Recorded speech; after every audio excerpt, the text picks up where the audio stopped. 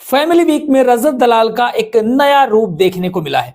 रजत दलाल काफी टूटा हुआ नजर आ रहा है और उसकी मां भी उसके साथ रोती हुई नजर आती है। जब रजत दलाल बिग बॉस हाउस में आया था ना, तो शुरू शुरू में बहुत सारी चीजें हुई थी, बहुत सारे वीडियोस बन रहे थे, सोशल मीडिया में ट्रेंड कर रहा था कि भाई बिग बॉस जो है वो क्रिमिनल्स को घर पे लेके आ रहे हैं, बिग बॉस क्रिमिनल्स वाला बिग बॉस हो गया, ये सारी चीजें तमाम निकल रही थी। लेकिन जब से रजत आया, शुरुआत में उसका जो नेचर था वो एग्रेसिव नेचर था, लेकिन धीरे धीरे सारी चीजें बदलती चली गई और रजत काफी कुछ बदल गया। लास्ट तक आते आते उसने अपनी सारी बातें, एक बात तो समझ में आई कि बंदा मतलब साफ दिल का है, जो उसके मन में होता है वो बोल देता है। उसने जो भी लाइफ में किया, सही किया गलत किया, उसने सारी बातें खोल के रख दी कि कौन कौन से केस लगे, क्यों लगे और उसने क्या किया था। वो जो अहमदाबाद वाले केस की बात आती है, बोलता है भाई उसके बारे में किसी ने वीडियो बनाया था तो उस बंदे को उठा के गाड़ी पे ले गया था, फिर बाद में छोड़ आया था, लेकिन उसके ऊपर किडनैपिंग का केस लगा। तो वो बोलता है कि मेरे ऊपर इस तरीके के आरोप लगाए गए, उन आरोपों से वो टूट चुका है। अपनी माँ के साथ डिस्कस करता नजर आ रहा है क्योंकि उन आरोपों पे बिग बॉस में भी बहुत सारी बात हुई। वहां पर सौरभ को बुलाया गया था, तो सौरभ ने, ललन टॉप वाले सौरभ ने, उन्होंने भी वो सारे मुद्दे उठाए।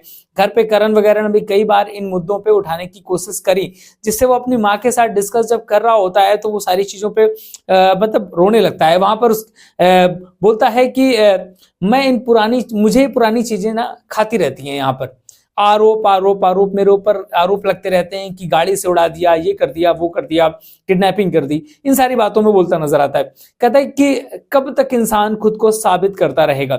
मतलब उसके कहने का मतलब है कि मैंने अपने आप को चेंज कर लिया है, मैं पहले भी ये सब जानबूझ के नहीं किया था, मुझे गुस्सा आता था इसलिए मैंने कर दिया। और शायद मैं भी वो पुलिस के लिए बोलता समझ में आता है कि आते थे, धरते थे और गाड़ी में उठा ले जाते थे। आदमी हूं, मजबूत हूं, इसका मतलब थोड़ी ना है कि कोई फर्क नहीं पड़ता। नाम खराब होता है तो झेला नहीं जाता। उसका मतलब था कि भाई ये सारी चीजें हो रही हैं, बार बार नाम खराब होता है तो फिर मैं वो चीजें झेली नहीं जाती हैं। कभी कभी सोचता हूं कि मैं वैसा ही बन जाऊं।